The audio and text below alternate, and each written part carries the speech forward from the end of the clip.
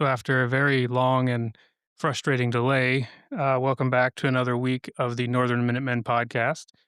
Thankfully, this week we're joined again by Blake in his very loud button up shirt. It's Yes. beautiful. Oh, Welcome, Blake. Thanks yeah, for having me. I got to say, I like it. It's hurting my eyes a little. I try wearing it. My glasses are right there. You need to Oh, yeah, the pit vipers. turn down the brightness. Can I? Yeah, Can I just wear them the entire episode? go ahead. They're a great conversation starter. I bet. imagine. So, we had an amazing episode recorded last week with who I learned real quickly was an amazing person. And it just sucks that we didn't get it recorded. hmm So we took an undesired week off. But Jeremy from New Jersey. New Jersey is such a cool person, hmm and the discipline, determination, and drive that guy has, you just don't see very often anymore. Exactly. Mm. We are going to bring him back. Yeah, We're somehow going to make this happen. I'm looking forward to that because it was a lot of fun talking to him. Yeah. Just hearing his goal, and he wants to do something in a place where it's not very popular in the eyes of politicians or in the what do you say, those who can say yes or no, Yeah, the leadership. leadership. It drove me nuts how even when you wanted to make a building, you had to get a permit or an inspection each step of the way. Yep. And that was just for the building, for the magic to happen. Yeah. Um, And for him to put a business in his town that was going to deal in firearms, all the zoning issues, having to rezone commercial instead of residential, and you have to pay $5,000 just for the ability to rezone your house, Wow. just to even start a business, and then all the opposition that he was facing. But yeah, we'll bring him back, definitely. yeah. Amazing dude. What I was really looking forward to everyone hearing is the contrast between states. Yeah. The one reason why I was really hoping this episode we would have had audio and video with it and everything was capturing your reactions when he was telling his story. You were like in disbelief. I couldn't believe it. And that was, to me, brought me so much joy because it's like that was the purpose of that podcast Yeah. was to bring awareness. Like people in Minnesota are Spoiled. spoiled. Yeah, that's an eye opener for me to realize, because even what hoops we have to jump through in Minnesota to buy a firearm, to be able to sell firearms or transfer that firearm, it's frustrating. Yeah. It takes time, and in the business world, time is money. Yeah. But then when I heard what he had to say, I had a bit more appreciation Mhm. of, it could be worse, Right. and it's not. Because the three of us, we're jealous of other states, right? Yeah, Absolutely. I mean, Texas. We're jealous of Texas. We're jealous of Florida. Even South Dakota. South Dakota. yeah, I love South Dakota. Guys, Hey. Montana, Idaho. Like, we're jealous of states, but guess what? There's states that are jealous of us. And I never looked at it that way. No, nobody does. And I'm wondering, I mean, it may be, maybe if I do some homework during the week, I can do research on what every state requires. Because is there anything worse than New Jersey? I don't know. Yeah, so there's 13 states that are basically equal with infringement, and it's the entire East Coast and the entire West Coast. They are fully gone. Yeah, you can't even. You can't do anything. What about California? Are they? They have round limitations and AR bans and suppressors are illegal and all the things that we enjoy as normal. To them, they wish they had the freedoms to own what we own. Yet these people move to places like Idaho and Montana and vote the same way. But I mean, did you move here before you knew the laws of Minnesota? No. No, you just move. No. Because that's life. You go where the job is and then you're like, oh, Yeah, I wonder what this state's like. I was spoiled the other way. Like I was an armor in the Marine Corps. I had all the firearms I could shake a stick at, and all I had to do was unlock the cage and grab it. Granted, I was the gunsmith. I had access to all. Anyway, when I left the Marine Corps and moved to Minnesota, and I applied for my first firearm and my first concealed carry permit, I just went with the flow. I thought, "Oh, it's like this everywhere." Okay. So I had been that way ever since I became since becoming a state trooper, where again I was in law enforcement, and I think to get a concealed carry permit or a permit to carry is what they called it in South Dakota. Open carry, concealed carry, forehead carry it the way you want to carry it. Mhm. I went to the sheriff's department, signed a form, they gave me a little card to put in my wallet, and it was done. Mm. I don't there was no if they did a background check, it was instant. It was so simple. I literally spent 5 minutes in the clerk of courts and walked out with my permit. This was 10 years ago, so it may have changed. I doubt it. I doubt it. They've had great government. It's South Dakota. Yeah, Kristi Noem, she's awesome. probably the most amazing governor to ever be a governor of a state. Mm. And Governor Dennis Dugard before her was just a absolute pleasure to work for.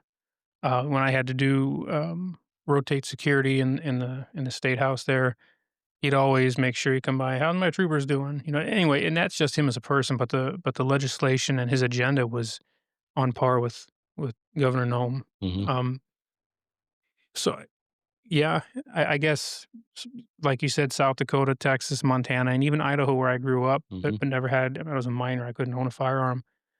Um, Even as a kid, we would drive down a dirt road until you couldn't see a building, and it was okay to shoot pop cans with your Mm. pistol or shoot ground squirrels.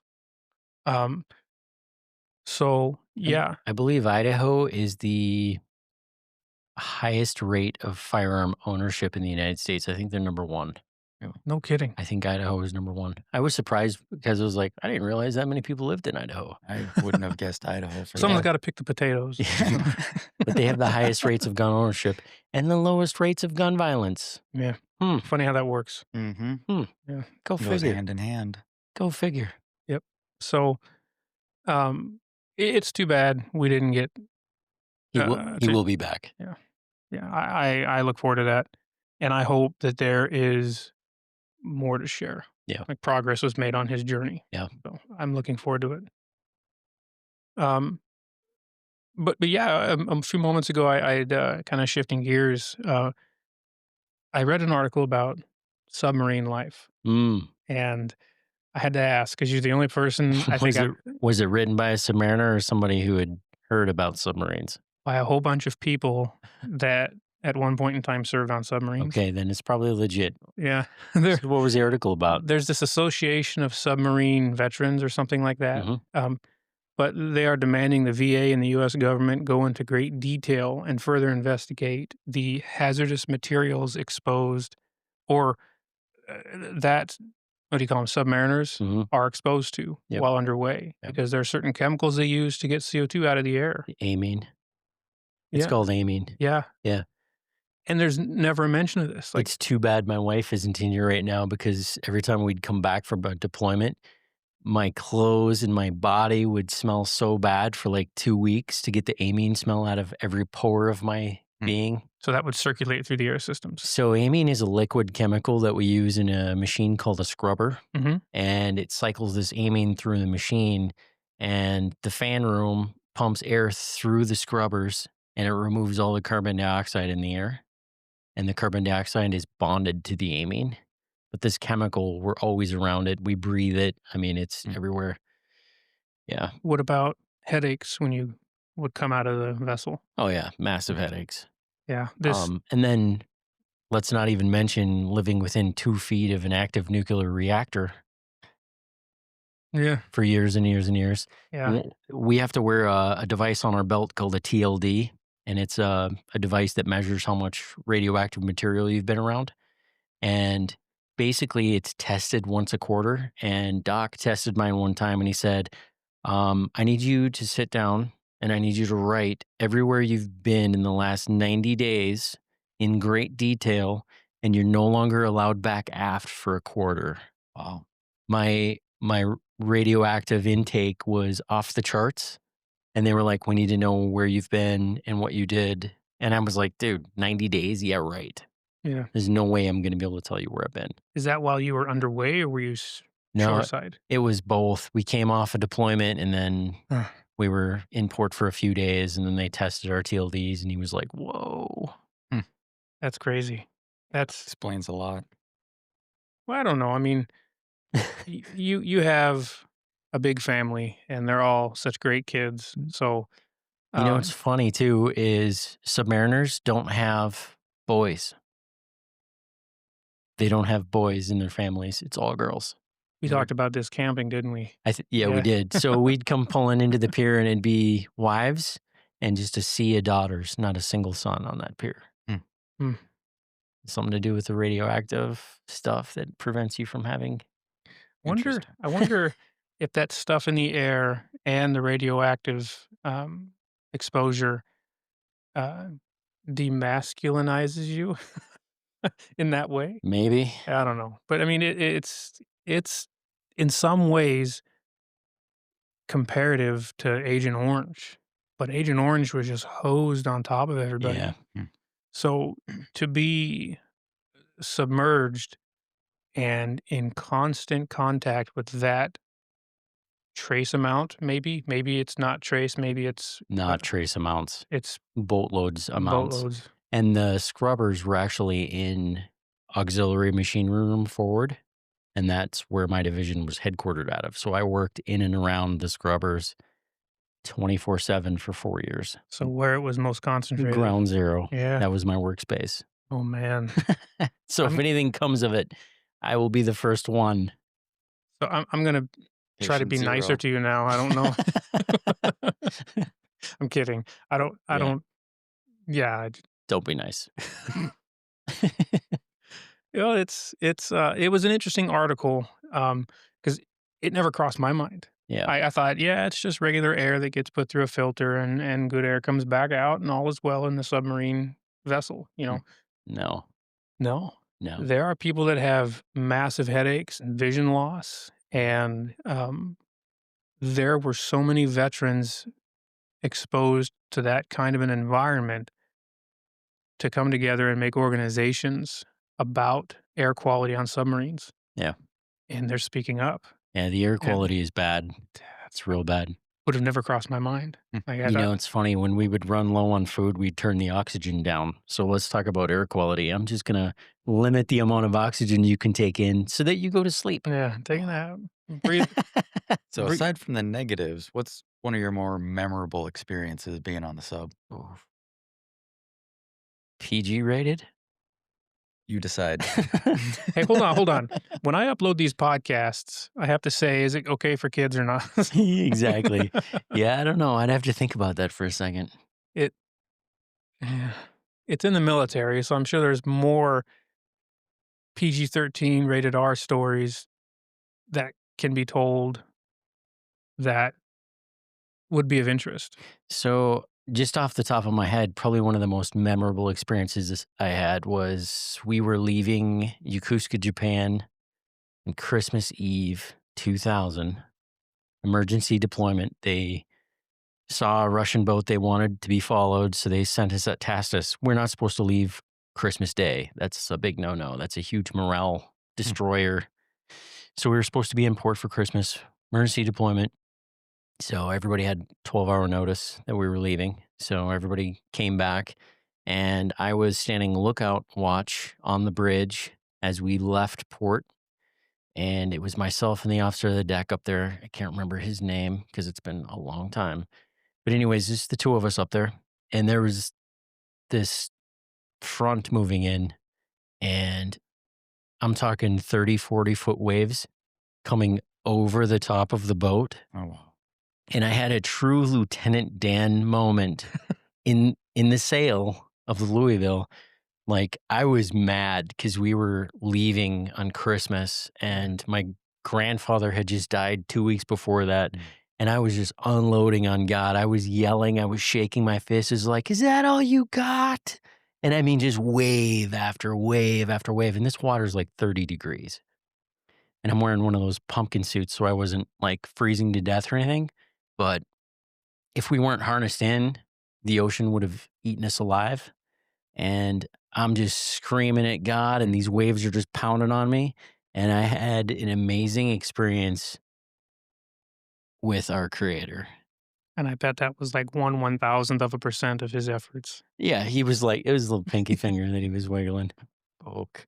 But yeah. Yeah, I remember you shared a bit of that at church when my family joined you at church, Oh, yeah, that's right.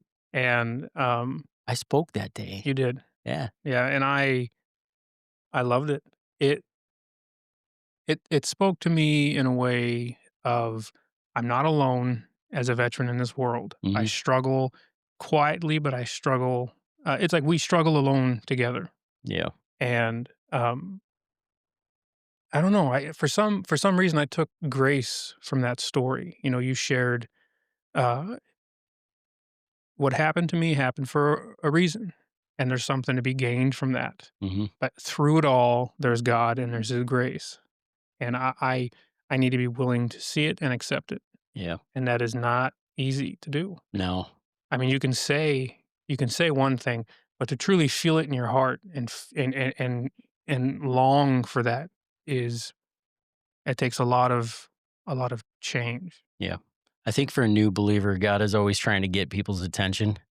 And sometimes big things happen in people's lives and they don't see it. And literally, it took God slamming an entire ocean on top of me to get my attention. Yeah. And I was like, oh, wait, I'm not God of the universe. Yeah, because normally it could have been in any other instance, any other situation that that harness could have went snap, Yeah. and you could have disappeared, Yep. and you didn't. Um, that experience was by design and on purpose. I'm certain of it. Yeah. Mhm. Amen. My dad shared with me years ago. He was in the Marine Corps, left in '91 or '92. He was part of the Gulf War, Desert Shield before they went into Iraq. And there were things that had happened throughout his life, throughout his service, that didn't really register to him, the extent of that instance at the moment. But he shared with me years later, like my grandfather, who is not an emotional person, he's just not. Never tells you he loves you, never, just not. He said he was on the phone with his dad, my grandfather, in Iraq, and I'm probably missing the details here, but he said, it was either in a phone call or in a letter. He said, "I love you." He told my dad he loved him. One of the only times he ever said it. And things had happened that had made that more significant. But I thought about it, and I think about it off and on throughout the year, and I have ever since he shared this with me. But there have been things in my life that had me thinking the same way. Mhm. Why did it happen? Why did I survive the motorcycle accidents? Why did I go through those huge events and come out the other side unscathed or better? And it's God. It's life is a classroom. Life is God's classroom, and I th- I'm certain that's His way of talking to me. That's His way of revealing Himself to me. Mm. Um, and I still struggle to grasp the significance of it. And as I age, I understand more of it. So yeah, it's a big, big thing to realize the need for God in your life, but it's a whole different thing to realize just how He needs to be a part of your life. It's it's like I know I need to eat healthy, I know I need to exercise, but doing it and doing it correctly, that's a journey. Yeah. So I can only imagine uh just how you felt on top of that submarine yelling at God, because that to me seems to be at the other end of the scale. Like I realized it, sure, but there you are realizing it like at the end of a fire hose. Yeah. So Getting waterboarded by yeah. Jesus. Mhm. That needs to be a t-shirt. Yeah, it Oh, does. that's a good one. Just this hand holding a fire hose and you on top of a submarine. That's a good one. Are you ready to listen yet? Are you done? Yeah, so, it was a great little article I'd read, and I thought, "I need to bring this up because again, there's once that vessel goes underwater, it's secret. Um, so much that people don't even talk about the air quality, Yeah. so Yeah. Out of sight, out of mind. right, Yep. literally. Hmm. The silent service. So, I wonder Very if silent. they couldn't get a garden hose just to float at the water with a little buoy to get that fresh air inside the submarine. Go 1 foot too deep and everyone drowns. Yeah, that's probably why we don't have that. Yeah. A seagull would land on that garden hose. Fill it full of poo. Yeah. That's my mind thinking like a cartoon, sorry. And this air smells kind of funny now. Mhm. Yep. Anyway, we can move on from Yes. So shifting gears, we got in the new Glock 19 and 17 Vs.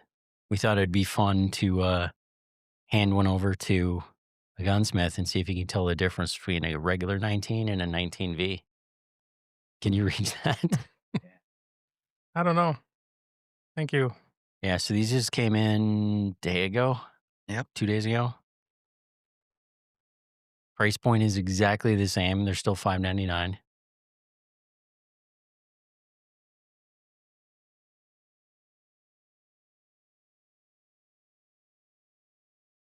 So what do you think? I think it's pretty. I can't tell the difference. I'd have to take it apart and, um, I think I'd mentioned, a few well, the last time we had you on, I don't see a lot of Glocks, and so I don't As a gunsmith. Yep. as a gunsmith. Yeah, they're a great gun. They are a workhorse, Mhm. and, I would probably have to look at a G and a V side by side to see the difference. Um, off the top of my head, I see the big V. That's, uh that's about the only thing really. They Yeah. Well, they look pretty stinking similar. Yeah, it looks more similar than unsimilar, but yeah, it looks like on the bottom of the slide there's a plunger that they omitted, and underneath that plunger was a spring, Mm, and it was part of the takedown mechanism for that rear sear plate.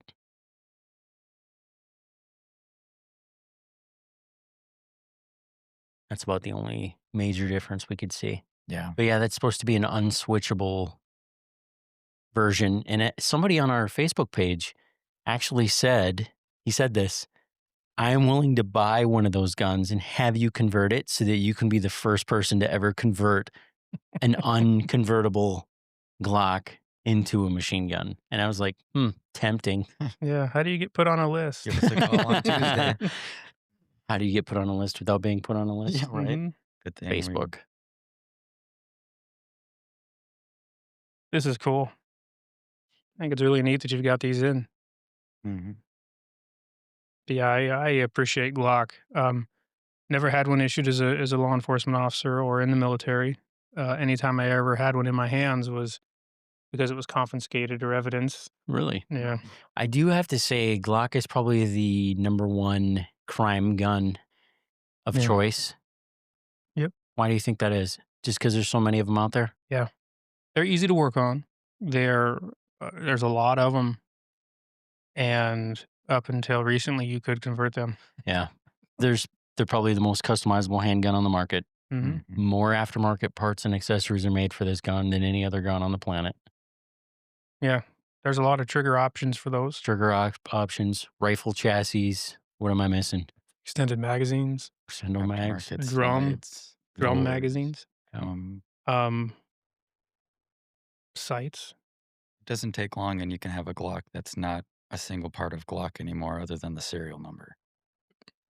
Yeah. Yeah, you can put yeah, you just mentioned it. You can put a harness on it, a buttstock harness, and Hand that one to Mike next. Honest assessment.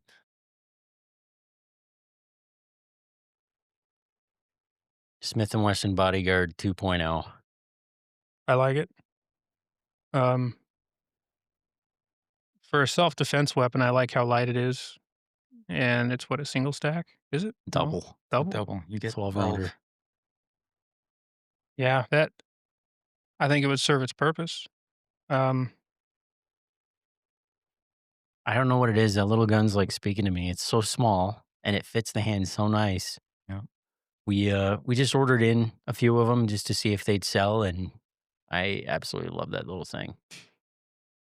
yeah, It's probably the first and only Smith& and Wesson that I would carry. I would agree. I have a single stack Beretta 9 millimeter, and this is even smaller than that. Hmm. This is beautiful. They did a really good job on They that little did. pistol. Yeah, they did. Got a fluted slide here to help you with the recoil. Yeah. Compensated, ported. 380. Hmm. Yeah. It's got a beefy extractor on it. I wonder if it's bigger than the first generation, like they fixed a problem there.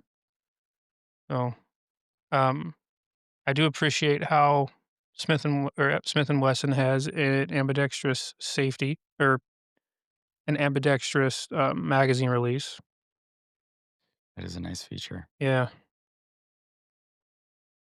that was a good looking gun. What's the price point on something like this? 530. That's not bad. Yeah. That's not bad at all. Uh, of all the pistols that you sell at Off Grid Armory, how many do you think are,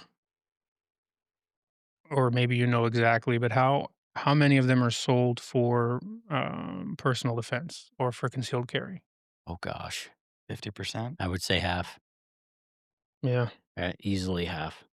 Yeah. So there is a need to not only concealed carry, but maybe have multiple options. Hmm. Maybe your personal carry, your vehicle, your shower. Everybody needs a shower gun. Yep. Right? Yep. But no, I mean, people's preferences change. Mhm. You know, like when you first start carrying, you might start with a Glock 19 or something big. And then the longer you carry, the smaller and smaller and smaller your gun gets, just because you don't want to carry that weight. And I don't know, you get older and wiser, and you're like, my gun's going to be smaller. I always compare handguns to golf clubs in a golf bag. How many golf clubs are in a golf bag? 14. Mm. That's how many handguns you should have. About 14. On you at one time. Maybe not on you, but close. Truck gun, carry gun, home Yeah. defense gun, Just 14 around. shower you. gun. Well, and Yep. even Toaster gun. Can't forget the toaster gun. well, I hope you don't forget it, especially when you go to use the toaster. But how you're able to or how you choose to carry will also dictate the gun that you use. Right.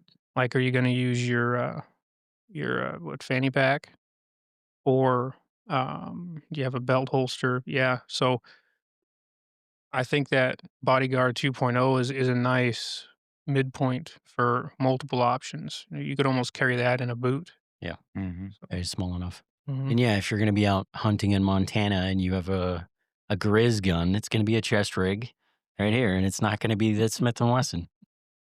No. That would be called the bear agitator, Yes. the attention getter. Yep. You got to have that what the 10 millimeter or a Smith and Wesson 500. Yeah. Actually, I recently heard a 5.7 by 2.8 is devastating to bears. Really? Devastating. I mean, it makes sense. It's a really small round going really fast. Like I have heard from eyewitnesses that a 5.7 will drop a bear in its tracks. Really? I'm not even joking. I thought the same thing. Super small projectile, super high speed, but it just hits like a ton of bricks. Interesting. Yeah. Hmm. So I'm now switching from a 10 mil to a 5.7. A lot lighter. You remember a couple of years ago when you had one of your videos showing off the Springfield Ronin 10 millimeter 1911? Mm-hmm. And I said, hang on to one of those. I came down the next day and bought it. Yep. I've shot it once. One time. I've shot it once. Why? Just busy. I That does happen. I don't go to the range for pleasure much anymore. Can you shoot out your backyard? I can until the cops show up. I have. Have they?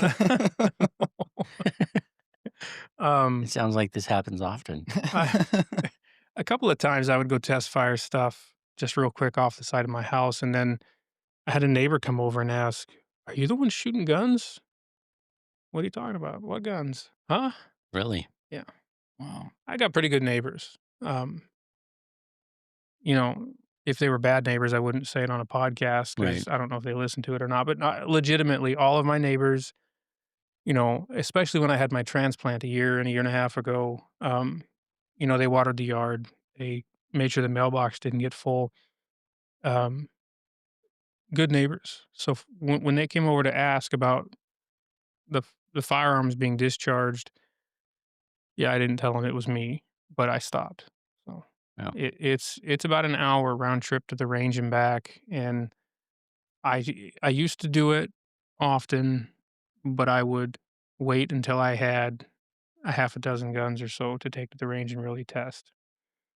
Um, so now I'll do it if the gun owner requests that I do it, and then it a lot goes into taking a guy's or a gun owner's pistol or rifle to the range and then shooting it. Um, I would charge $65 to test fire a gun. And that's bullets, time, uh, targets, and a lot of people weren't willing to pay it, and that's just fine. Hmm. Because then I think that's the sweet spot. Mhm. If I were to do it for free, everybody'd want it test fired, Yeah. and if Oh, I yeah. were, If it's an hour out of your time to just drive to the range, yeah, Mhm. yeah, you have to charge for that. and a lot of people shoot often enough around here where they're willing to do it themselves, and the only disadvantage is then if on any rare chance I didn't get it fixed, then I wasted their time, Yeah. but that was by their request. So, it's extremely rare that I give a gun back to the owner uncertain that it's been fixed. Yeah. So last week you came in and dude, I have never seen you as hot as you were. Is that a story that you're willing to tell on a podcast?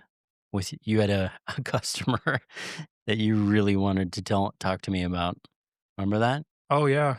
Yeah, Is that something you can talk about on here? Give us the juice. I want the juice so well, bad. the last My couple of cup's empty. Give us the juice. the the last couple of weeks have been tough.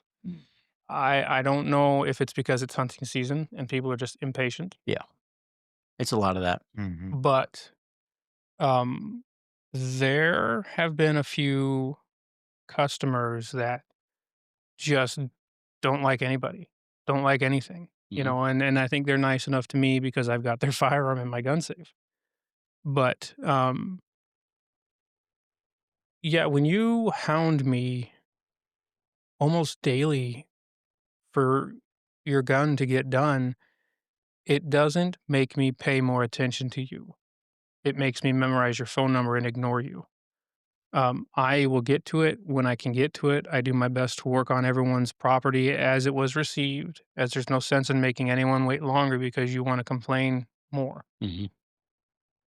So I get this guy's gun finished. It was a restoration and it had to get blued. Um, Ready for him to pick up on the day it was to be picked up to find out he went hunting, and it's still sitting in my gun safe. And that happened on the same day where somebody showed up without an appointment, wanting their gun, expecting it to be done. Mm. And I gave it back to him in pieces. Supposed to be Cerakoted, Yep. and it wasn't. And they stormed off, just mad. Wait, so rather than saying, "Oh, okay, it's not done," They took it. he took his gun while it Mhm, was disassembled. mhm. Wow. And he said things that my kids didn't need to hear, Mm. and I was okay, I'm done. And then he called me 3 days later saying I was a little hot-headed. "Can I bring it back, and would you Cerakote it?" "No. No, you sealed your fate with my business when you said what you said in front of my kids. Amen. I'm Yep. not gonna entertain you or your needs anymore." Yep. That bridge has been burned. Yep.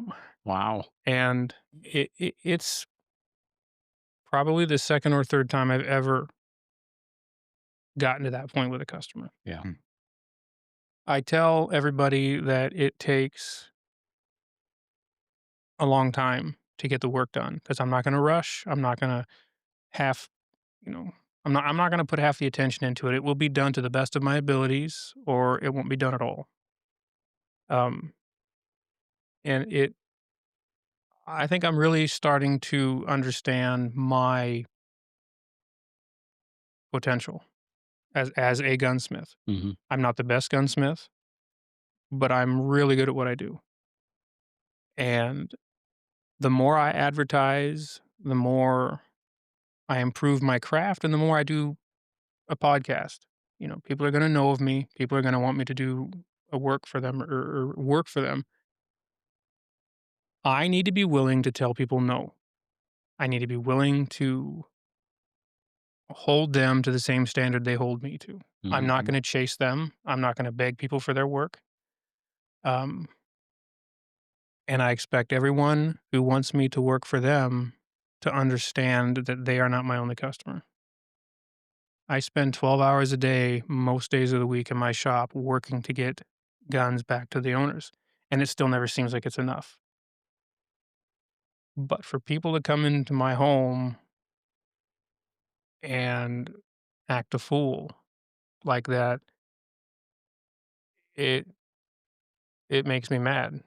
And it makes me mad in a way I almost never expect to get anymore. Like it makes my blood boil. Hmm. And I had a lot of that happen the last 2 weeks. Um, and I don't know why. I don't know. So it people people even wanna come in and think that my shop is a place to badmouth off-grid armory. So, I don't like that.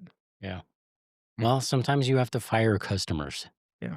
Yeah. Yeah, I mean, being in business, it's a mutual relationship, it's a mutual respect. Mhm. And, you do business with each other, and most people are amazing, and you have an amazing experience. And sometimes you'll come across a customer that you have to not do business with yeah, because their expectations are unrealistic. And you have to just say, I'm sorry, I'm not your guy. I have a list. I have a list on my computer at home of people I will not work for anymore, Hmm. and, that list is growing, but I I don't like to stand and listen to people put others down. Yeah. I'm just not in the business of listening to people complain. Hmm. Um, because that takes up my time. I have to sit there and listen while they go off on whomever for whatever reason. I'm not interested. Yeah. You can complain at the bar or to your friends when you're doing whatever, but I have better things to do than to stand there and listen to people complain about my friends, to complain about others in the business that I respect. Even if it's somebody that I can't tolerate, I don't want to think about them. I don't want to think about what they did to me, or I don't want to listen to what they did to you. Hmm. I'd rather go clean another gun. It's just Mm. I have enough of that in my life. Yeah. So, but yeah, I'm in the business of helping people, but not that not that way. Um, so yeah, it's been a trying couple of weeks to be a gunsmith, and um, I do want to say that for the 99% of reasons, and for the 99% of the people that I thoroughly enjoy working with and working for, and bring joy to me as a gunsmith, I love doing it for them. I take great pleasure in helping the vast majority of people that come to me for help. Yeah. But I- end of the day, you can't keep everybody happy. Yeah. This is impossible. Yeah. They might walk through your front door unhappy. Yep. What are you gonna do to change that? You know what I mean? Like Yeah. they're having a serious, Mhm. serious issue, and it's like, dude, Yep. you know, I think that there are some people who don't know how to best manage their anger, and so then they take any advantage they can as an outlet to mhm, how they feel. yeah, Like, they know exactly what they gotta show up to pay me to get their gun back, and then they wanna yell and complain about it when they're here in front of me, yeah, And as they're mad and grieving and complaining, I'm slowly putting their gun back in the gun safe. You'll see it again when I get payment in Yeah. cash. I'm not gonna take a bad check, and I'm not gonna trust you. Um, so I don't I don't know, I don't care. I think the longer I am gunsmithing and the longer, or the more experience I have working in this capacity where I'm at, the more of a backbone I'm willing to have. Like, I used to chase five-star reviews like it was everything, but now I almost wanna yell to 'em as they're leaving, "Be my first. Be my first one-star review." Hey, I wanna I wear 1 star as like a badge of honor. Yeah, Not I've earned anymore. a few. I wanna if I could go on there and like it, I would. It's like when we were talking about people on Facebook complaining about our businesses, like, like, "You're making me famous, buddy. I Mhm. appreciate it." But anybody with sense would read a bad review and just know how bogus it is. Yeah. Somebody is putting more layers on this onion that needs to be just to. Mm. We respond to all of our Google reviews, Mhm. and I think we have like 790 reviews on Google. We're at 4.9. Out of those 790 reviews, we have 4 that are 1 star, and they're all because of Blake. Guilty. It takes time to mold and shape somebody in the customer service industry. Yeah. Yeah. And we used every single one of those moments as a training opportunity. It's like it's really hard when somebody is screaming in your face to be kind back to that person. And that takes a lot of training and skill to be kind to somebody who is screaming at you. It's like, Yeah. what are we arguing over? We're arguing over $5. Yeah. Take the $5, I'm not gonna please. die on a hill over $5. Like, Well, it's and But it every time a customer comes through the door, they're expecting you to be perfect. And bottom line, we're human. Yep. mm, Everybody has a bad day. Everybody has a bad day. Yeah, it is amazing to me how people some people just don't get that. Yeah. Like, we we are not perfect. We no, far from it. if I told you one price over the phone, or I quoted you one price on an estimate when you left the firearm with me, and then I come back, or you come to pick it up and it's invoiced at a different amount, hold me accountable. Yeah. I'm sorry, Mhm. but you talk about $5, it is astounding how that 500 cents can make someone blow their lid, Yeah, exactly. you know? Yep. And that's just with me doing repairs. Like, I couldn't imagine out here, be it tariffs or the economy changes, whatever drives prices and the influx, that's what dictates the change in the price, Mhm. not how you feel in the day. And I think, Our last 1 star review, I got to tell you real quick. Half of our bad reviews, we didn't even earn. They were just given for free. The last one we got, somebody literally left a review and said, came into the store, we were wearing masks, and I could tell that the person behind the counter was judging me because I was wearing a mask. I well, could tell by the look on their face that they were judging me. And that was the review. I was like, I don't even remember these people. No. I I don't even know if they even came into this store. right, Yeah, there's been a couple that have been just online fraud places Yeah. dropping 1 star We don't reviews trying to how kill our how can reputation. you tell if I'm judging you by the way that I'm looking at you? I might be looking at you going, "Do I know this guy? yeah. I think I might know him, but I can only see half of his face." Who's that guy's barber? Yeah. You know, that's a nice I haircut. could have been thinking, "The guy's wearing a really nice jacket." And Yeah. he's thinking, he's judging me because I'm wearing a mask. It sounds like you came in feeling kind of insecure. Yeah, take the mask Mhm. off. Yeah. Yeah. Yeah, but it's their own insecurities. Yeah. And then some of these same people think that they should walk into a place of business and be the center of attention Yeah. Oh, yeah. when everything doesn't stop, and they have your undivided attention until they're ready to leave. That is unacceptable to them. Yeah. Like, the phone calls, the emails, even I've come in here sometimes, and manage to be able to say hi in passing as you're going from one thing to 300 others to keep the business moving forward. Mhm. Um, that's a daily thing for this kind of business. And Mhm. I can't believe that there are people that would come in here angry that you can't just stop and W ask them what they had for breakfast. Well, we try our best. Sure. We do. I mean, we genuinely want to get to know the people that are here, Right. because we're interested in them, Yeah. trying to figure out what their need is for that day and try to meet it. Yeah. And it's, I I didn't mean for this podcast to be a therapy session on the people that have upset me the last couple of weeks. Um, but they're always the ones you remember, Yeah, Mhm. you know. unfortunately. And again, I gotta say, almost everybody I've worked with or worked for has been an absolute pleasure and has made me enjoy being a gunsmith. Mhm. I think they all just get together and agree to combine 1 week out of the year and get it out of their systems, and they picked me at random to do it with. But Yeah, when we had a gunsmith in-house here at Off Grid, hunting season, it was like we went from having 5 guns waiting to be picked up to 100 rifles were just dropped off this 1 week. Yeah.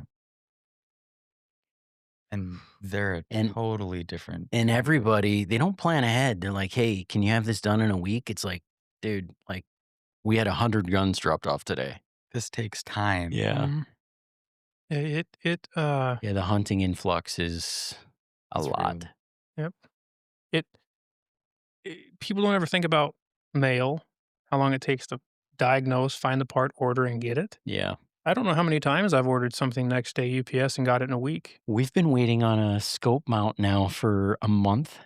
Coming up, Ordered yeah. it a month ago from Optics Planet, a legit seller of Where is stuff, it? and the mail is just it's on the back of a snail. It's on its way Yeah. here. Maybe we'll get here when it gets here. Like, there's nothing we can do about it. Speaking of mail, I still haven't gotten one of my wheel spins from the watch gang. Really? Yeah. Wow. Yeah. I spun the wheel. In fact, I'm sorry. Right. I'm Let's what? talk watches. Yeah. I'm sorry but I'm finally wearing my Benris Sea Lord. I used to think it was Ben Roos, but many videos on YouTube showed me how ignorant I was. It's the Benris Sea Lord, and this was one of my watch spins, and it's just an awesome watch. Um, and I got this one pretty quick, and there was a Sterling or however you say that I Mhm. hadn't even been picked yet. So Mm. it's kind of frustrating, but yeah, this this was uh this was a good one. I'm glad I have this watch. So What are you wearing, Blake? This is a Festina. I don't know. I think it's a little too classy for me, a little too flashy, but I Nonsense. like it. He's no longer naked I wrist. am not. I am part of the group. Yep. the group, That is the watch from the spin. Yep. yeah, Yeah. this is the Northern Watchman, man. Yeah. I'm part of the group now. The group. Part of the Watchmen now. Yes. What watch are you wearing? The Benrus I'm also wearing a Benros. Sea Lord. This is a Benros. No kidding. Yeah, we're wearing the same watch. This is the New York Mets. So this is it's a commemorative watch. I think they only made like 500 of these, maybe less. Really like the band, but it's from World Series when they won New York Mets from 1960s or something like that. I like reading about their story and their history. Like, apparently, they came big during the Industrial Revolution or something like that. Um, but their website and everything is just really cool to look through and read about. But, yeah, they make a lot of military watches, and they made these, and I don't know if they didn't sell well or what, but somehow the watch gang got a hold of them and put them on their wheel. But you can't even find these on their website anymore. Like a search, these don't come up. Um, but yeah, they are a really interesting company to read about, especially the history aspect of it. So I'm glad to have it. It's a pretty cool watch. Yeah, this is the only Benros that I own. Is this one, Yeah, and I actually like it. Been wearing it for about a week now, I yeah. noticed that earlier. I was going to ask you about it, but I never got which the is saying chance. a lot. For me to wear the same watch for a week, Yeah. It's true. must like it. I'm trying to Kind of like a woman changes her shoes. Please explain. You got a new watch almost every single day. Not a bad thing. no, we all need hobbies. I think he just compared me to a woman. Yeah. I don't know. Did I? If I I did, I didn't really mean anything by it. Yeah, my wife wears, I don't know, maybe 2 pairs of shoes in a day. So I'm, That's weird. like, she goes to work and then comes home and So she has work shoes? yeah, like a nice Red Wing boot shoe-ish, Mhm. and then she'll put on a different pair of shoes to mow the yard. Well, that makes sense. Yeah, Yeah. and then, but yeah, I'm trying to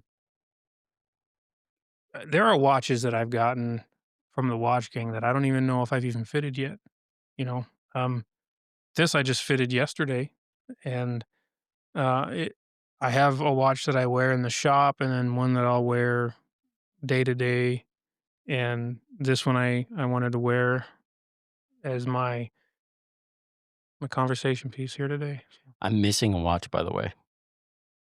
My favorite watch. I am still missing. It's been missing for a month. Is that the one that we said was on a walkabout? Yeah, it's the Vostok Europe. I love this watch so much. It's like my favorite watch. It's not even the most expensive one I have, but I took it off when I was working on something and I can't remember where I took it off at. So you don't know if it was here or at home or No idea. It is totally missing. It's like missing your wallet. That's what it feels like. It's like I know it's here somewhere. I know it's safe. It's probably outside, Sitting on a tree stump. but where? Yeah, it's bugging me. that's horrible. It is horrible. That sucks. Hmm. But It speaking of watches, it is about time for me to hit the road today, guys. All right. So Where are you going? I got to go pick up my son. It's a I good gue reason to yeah, leave. I guess that's important. Yeah. I guess. Yeah. No. So thanks for having me again. It's been fun. Yeah, of course. I hope to be back. Yep. You're always welcome. Yeah, of course. Next time, bring snacks. Yeah. I can do that. Thanks for having a cup of coffee with us. Yeah, you're welcome. Yes. Well, see you guys. Adios.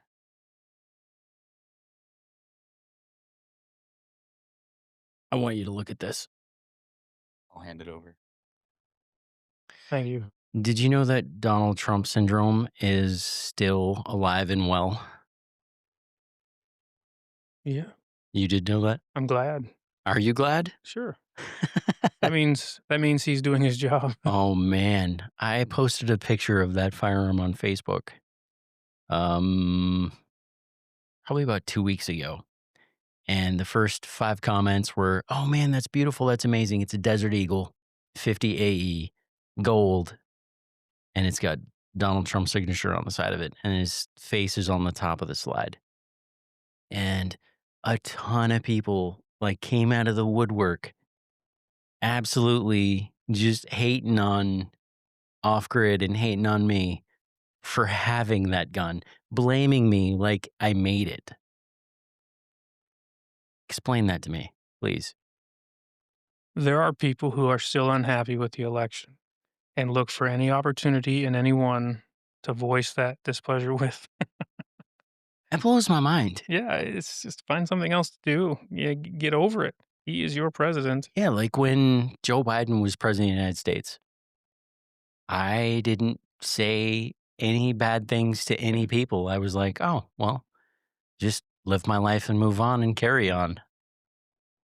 And hopefully he doesn't do anything that really impacts my business or my livelihood. That's really the only logical thing to do.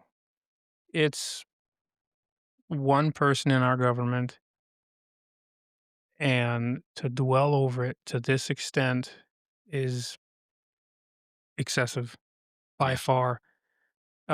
It, you know, yeah, I don't know.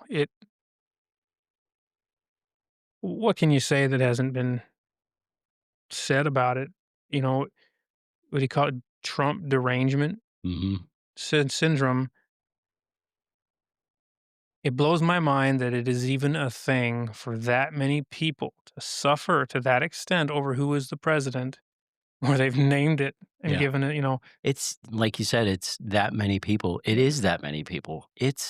I mean, there's probably 200 comments on that post, and I would say 180 of them are negative. I mean, it's fun for me to just read the comments. It's like, holy moly. do you like them? I do. I like every single one of them. It's it's like they're making you famous. Yeah. If for not this gun, at least they know off grid exists. And then in a couple of years, when they get over it, they know where they can buy this gun or one like it. It's too bad. Yeah. Even for conservatives, we spent a lot of the last decade, 2 decades of people in the White House that we didn't want there. Yeah. Speaking And of which, did you know Nancy Pelosi is retiring? yeah, Well, what do you think? How do you feel? I don't expect anything to change. There's somebody being groomed right now for her to continue to control behind the scenes. Oh, You never know, thought of that. That's probably, just like it's theorized that Barack Obama controlled Biden behind the scenes in the White House. uh, And I think they're going to do it in a way similar to how they got AOC in her New York yeah. Senate or whatever. I don't. But there's going to be somebody come from San Francisco that's an ignorant fool that just does what they're told and votes the way that they're told because there's a little speaker in their ear telling them to say and do as they should to get that paycheck and be quiet. Mhm. But I don't know necessarily why she chose now of all times to retire. If somebody above her in this secret hierarchy of political control told her to get out of the way, or if they just don't like how much power she has. So I don't know, but I'm certain that whoever takes her place is just a puppet. Mm, I never thought of that. So Yeah. I was personally happy when I heard she was retiring. She's been not good for the country or the firearms industry as a whole, and I think she should have retired 30 years ago. she's n- n- nothing that has ever come out of her mouth would have bettered my situation. Yeah. You know, Anybody's situation. it's just it blows my mind how there are career politicians that there are more that think like that than not. Yeah. And it's because they took office at a time when cell phones were heavier than a brick, and um, it's ancient. Their way of thinking is ancient, and how they vote reflects that. If there should be, I'm convinced that there should be a limit to how long anybody can be in the White House, in the House, in the Senate, because then you keep getting a turnover rate that reflects Fully agree. the economy. Term limits. Yes. There should be term limits. Yep. Even on senators, congressmen, Yeah. legislators, there should be term limits. Yep. You're Yeah. not there for a career, you're there to serve the public. Right. And, I mean, George Washington, when they wanted to make him the king. Yeah. And he was like, no, we just came out of a kingship. We're going to do a presidency. And when he finished his term as president, they wanted him to run again. And he was like, no. yeah, He stepped away from power. He was like, it's an honor to serve my country, but y'all need to stop worshiping me. I'm stepping down. I mean, Yeah. the man literally could have been the king of America. Yep. And he was like, people, no.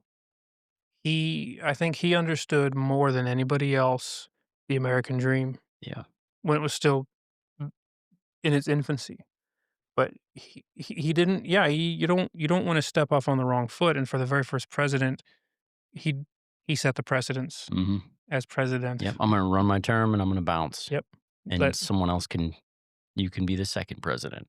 and I think the biggest influence for him in doing that was he listened to the people Hmm. and understood very well that there are as many that agree with me as don't. So let's make way for somebody else Yep. that maybe opinion has changed. Uh, somebody else is likely to do it different, if not better. Mhm. And he served for 12 years, right? Did it? Washington? Yeah, 12 or 16. I know he did it for longer than 2 terms, and then so did FDR. Mm. I'm so glad this is not a history Oh podcast. gosh, I'm embarrassed. Yeah, and then it was after the second person, they decided that it was 2 terms max, 8 years. Yep. So, um, but it for people to lose their mind over Donald Trump being our president to that extent is obnoxious, and it does nothing to help anybody. And their emotion and their feeling about it extends beyond, just wanting to complain about it. But if they knew I voted for Donald Trump, they would hate me completely because of that one thing and that one thing alone that influences them in no way, shape, or form. I could have given them $100 out of my wallet, changed the 2 flat tires on their car, Mhm. and they see the Trump sticker on my vehicle, and then they just hate me for everything I am. That's actually pretty interesting because here at the business, my wife and I have agreed to be not have our business have any way, shape, or form dealing with politics. Yeah, that's good. We're like Switzerland here. You're not going to see giant flags or banners or stickers here, which is kind of funny because my mom went to a Trump rally and she came home with a giant cardboard cutout of Donald Trump and she gave it to me. And she had brought it over here that morning and I was like, "Oh, this is really cool. Where'd you get it?" And she's like, "Oh, I went to a Trump rally and it was amazing and everybody there was so nice." And I had it standing up in the corner over here for just a day. And I was sitting out at the computers out there, because that's where we do all our business at. And somebody came into the store and he immediately walked right into our office. And I was like, hmm, who is that? And he walked in quick. And I was like, oh, it's probably somebody that I know. So I stand up and he was in here for probably a minute or so. And then he came walking out of the office and he walked back over to the front doors and he said, I was going to come in here and I was going to buy a firearm but I refuse to support a business that supports that man who doesn't stand for our military and doesn't stand for our law enforcement. And he ran out the doors. And I was like, what in the heck was that? He left so quickly. I didn't even have a chance to say a word to him.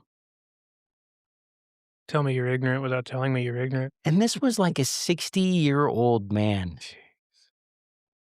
I How? And I was just baffled. I was like, okay, was he here to buy a firearm? Or was he here just to look around because he heard this was a cool store to go look around? Obviously, he saw the Trump cardboard cutout and he was triggered. Yeah. He was instantly triggered and it took him to that place where of hatred. And then he came out and he just yelled at me and he just ran out the doors. What does it say about society or as the country as a whole that something like that can trigger somebody? I don't know. I mean, if I went into a business and I saw a cardboard cutout of Joe Biden, I'd be like, "Oh, Yeah. what Okay. is that? Yeah. Is that a Burger King advertisement? Yeah. I don't know what this is." It's Interesting. I would never be triggered to the point of being so angry. I don't know. This is just something I've been thinking about often. It's like, right. what is it about Donald Trump that drives people mad? It's because half the people and half the things they hear are telling him to. It's got to be it. I don't know. Before he became president, everyone loved Donald Trump, That is true. and because he ran as a Republican, Yeah. and the Democrats were the loudest. y- they were the loudest complainer. They were the loudest advertisers. They were just anti. They weren't anti Donald Trump. They were anti Republican president, Yeah. and they hated President Trump because he was the one running against them. I mean, look at all the people that he appealed to before he became president. Right. He appealed to the rich, the elite, Yep. the capitalists, hardworking Americans trying to build a company, people who want to start from nothing and build something. He appealed to the rappers. I mean, if you listen to all the rap music, they rap about Donald Trump and just how wealthy he is. right? I mean, he appealed to the masses as a whole. Like, And I think that that had to be the key to his success, yeah. I mean, just the brand name recognition. Everybody knew who he was. right? Yeah, and I mean, he was in what, the Home Alone 2 for a moment, Yeah. and The Apprentice yeah, had his own TV show. and people loved him. Yeah. And now that he's the president, everything is his fault, period, you know? Yeah. And he gave up all of that to serve, and I have to admire that. It would be like if you bought off grid tomorrow and then an upset customer coming in 2 weeks after you bought the business and yelling at you for a bunch of stuff that I did. You'd be like, dude, that was the previous owner, man. Yeah, I have nothing to do with that. yeah, Nope, it's your fault. You own this mm, company. okay. Yeah, Well, I still that's the own. situation Yeah. he's in. Yeah, and I don't know of any other president that has been a bigger supporter of the military and law enforcement. That's what blew my mind. I Yeah, was like, what?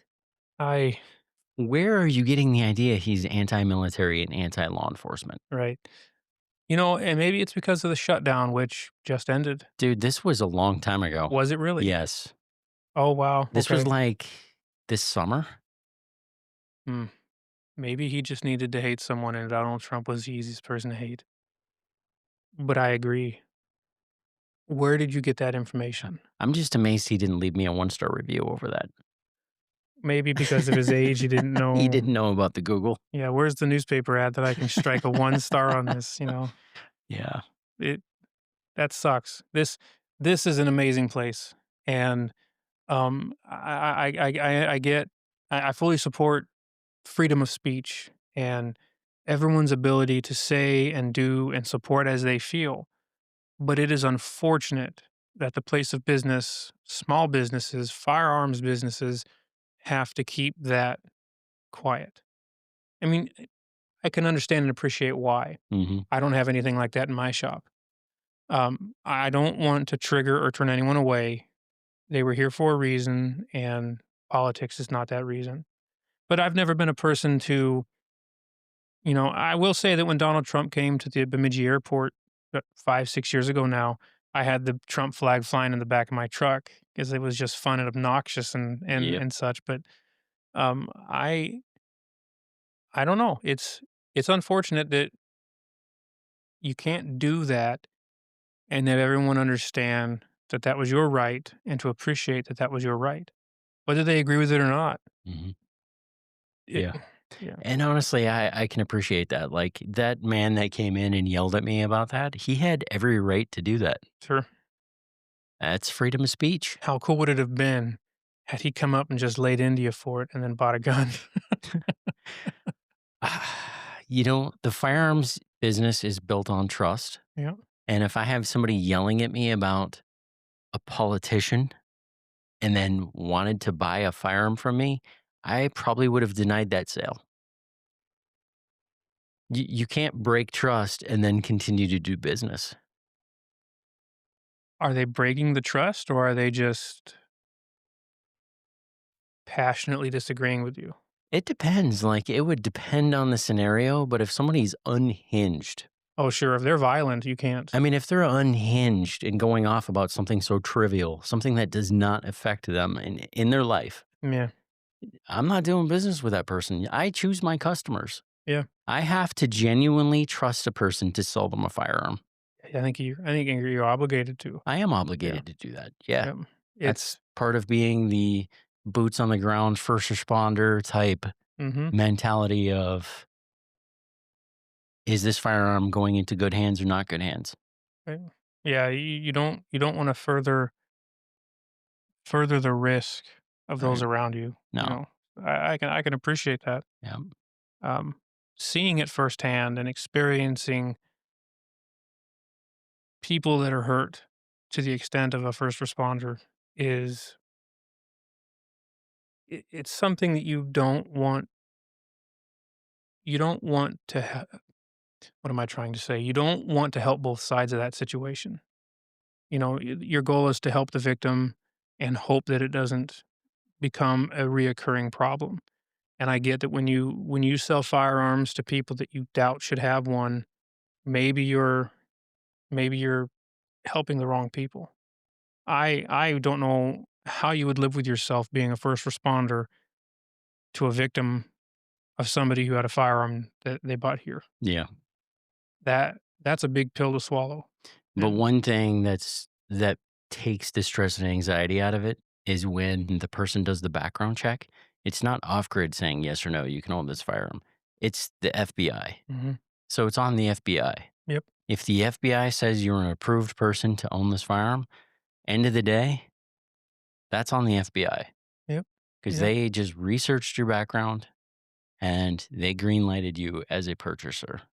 Ever cross your mind how many people are in buying a gun that may be guilty of things they haven't been caught from yet? I actually have never thought of that. Really? Every time I submit a 4473, I'm thinking, "Nothing up, nothing that you've been caught of yet." Yeah. Just I mean, yeah. we've had background checks come back just instantly red, denied. Wow. And I've always wanted to be like, tell me about your life. I want to know more. But no, they every time they're always like, "Oh, that's weird. That's Mm, never happened before. Bye." uh-huh. It's like, you know, please Yeah, tell me. I would love to know. I want to know the tea. yeah. It'd be funny if you had the ability, "I might be able to sway this if you told me the details." And then they tell you, and you're like, "No, Yeah. I'm not giving you this Yeah. They always peek around the computer. They're like, does it say what I did? It's like, I wish it did. because I don't want anyone to know." Yeah, it's it just every time I submit a 4473, I'm wondering, do they know everything? Probably not. Probably It's not. like, it's when it's approved on everything that the government knows about. Mm, It's like if Ted Bundy wanted to have bought a gun up until the day that he was arrested, he could have bought a gun. yep. So, um, it is flawed, and some people argue because of that, it shouldn't exist at all. But on the other hand, then you're giving people who are known felons guns, you Hmm. know, so it's a debatable system, but yeah, it only checks on the background that's current, Yeah. and yeah, Yeah. w So if what you're saying is if somebody hasn't yet committed a crime, they are an approved purchaser. say, Yeah. yeah, What you're talking about is precog, yeah, Minority Report. yeah, That movie that's a great movie. with Tom Cruise, Yeah, granted, precog. I haven't seen it in like 15 You're years, but guilty of future crimes. Wait a minute. What? well, I mean, if somebody is a serial killer Yeah. and they haven't been caught yet, and they come in here and buy a gun, it's because, uh, maybe not everything is known. But I agree, if I'm gonna go off the deep end in 10 years and do things that I'll regret, I shouldn't be held accountable until it's happened. Also, if somebody's able to look into the future, help keep me from doing that. Right. You know, Let's do that instead. that is the one thing that kinda bugged me about that movie. I mean, it was an exciting movie, but it's like you could tell that they were gonna do it, but didn't Didn't intervene from right, now until then. right. Yeah. And, it's the whole ethics debate, but, yeah, it I don't know. Maybe it's the former law enforcement officer in me that thinks that when I hit submit, it's like, Mm-hmm. "What have you done Mm-hmm. that haven't been caught for yet? How many bodies are in the backyard, buddy?" Hopefully 0. Yeah, hopefully. It's I just there is a peace of mind in trusting that the people that do bad things don't wanna be registered as a gun owner, Amen. because then everything's there. Yeah. They 3D print their guns or Yeah. file But the serial bottom numbers. line is people who commit crimes, they don't come into gun stores and buy them. They will Mhm. steal yours out of your vehicle while you're at Starbucks. Yep. Yeah. Yeah. Because I mean, buying a firearm in a firearm store, your name is on record, and eventually that firearm can be traced to you if it's found somewhere. Until somebody steals it out of my vehicle at Starbucks. Yeah, right. Yeah. Yeah. One thing that's been annoying to me, this will be the last thing we talk about, and then we're going to end because we're right there. Okay. One thing that's been annoying to me is we've had a recent influx of people who have had a firearm stolen and they call us and say, hey, I need to know what my serial number is for that firearm I bought from you 5 years ago. And it's like, okay, give me a date and I can look it up in my book. Well, I don't actually know when I bought it. I think it was in April of 2019 or February of 2019. I can't be certain. Do you know how hard it is to pull up that information? Dude, we went with an electronic bound book 4 years ago. So if you bought it in the last 4 years, easy. I can put your name in my computer and it'll tell you all the things that you've either acquired from us or we've sold to you. But if it's older than 4 years, we have to search through 9 paper bound books.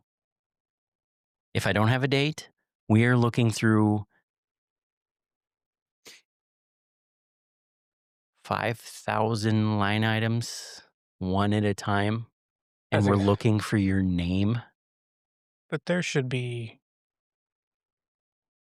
And is it my no, responsibility to keep track of your serial number? never. No, that's on me. This is a debate that I'm having. It's like, yes, we can help these people. It's going to take me 3 or 4 hours to pull the information. Should I charge a fee to Yeah, dig through those files? absolutely. Absolutely. I mean, we're talking 3 or 4 hours of searching through our files to pull information that you're supposed to keep. And that's time lost from off-grid armory. You're not a volunteer. Dude, that Yeah, keeps happening over and yeah. over and over and over again. No, And it's driving me mad. once you've approved it and the gun goes out the door, you've done your part cataloging it like you should. Yeah. That gun, the serial number is their responsibility. Now, when law enforcement contacts us, we help them, no questions asked. Yeah.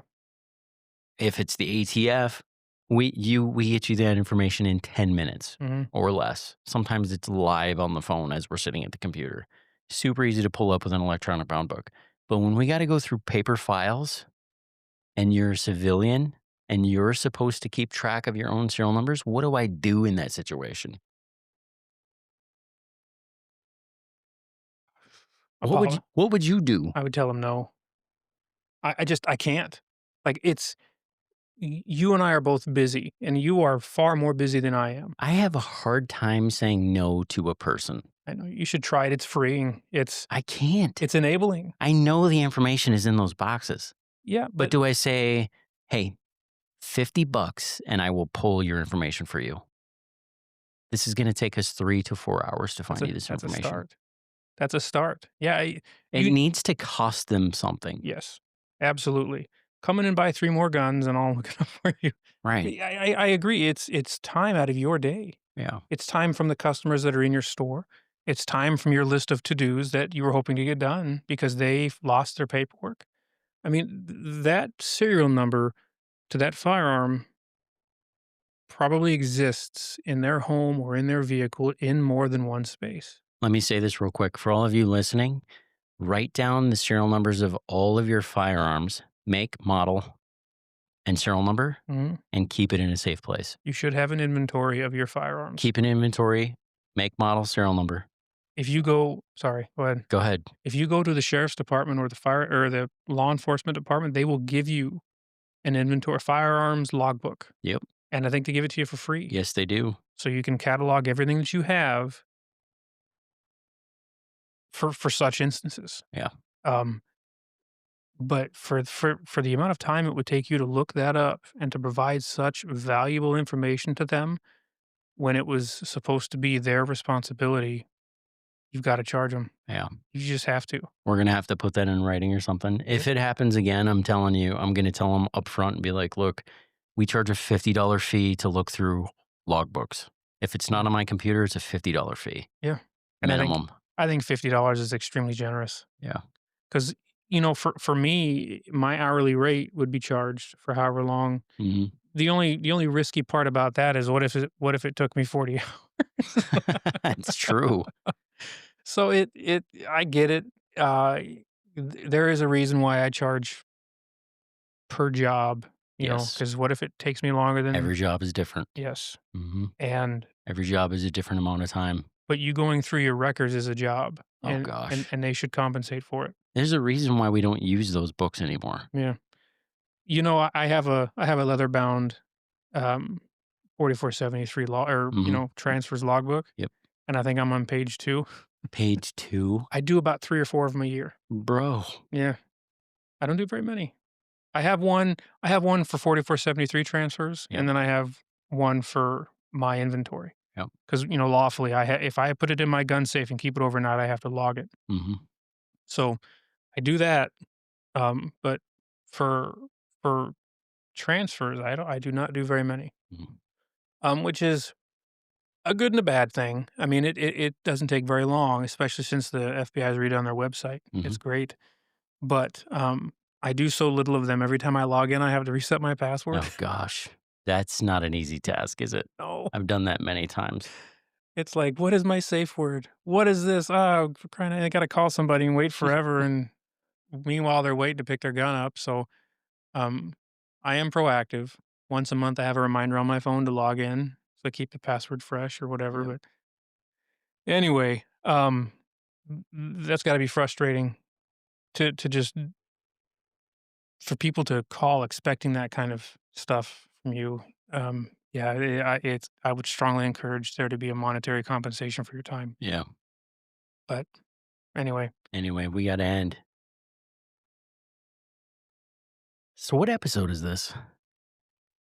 6 This 2.0? 6 2.0. It is Yeah. 6 2.0. Everybody, thank you so much for joining us on this podcast. Episode 6 2.0. It's still a Mhm. sensitive subject. We won't dive into that. But Mike, it's been fun. Thanks. Blake, wish you were here. Yeah, never forget. Never forget. Yep. All right, Oh, everybody. Hope you have a great day and join us next week. yep, next week. Adios.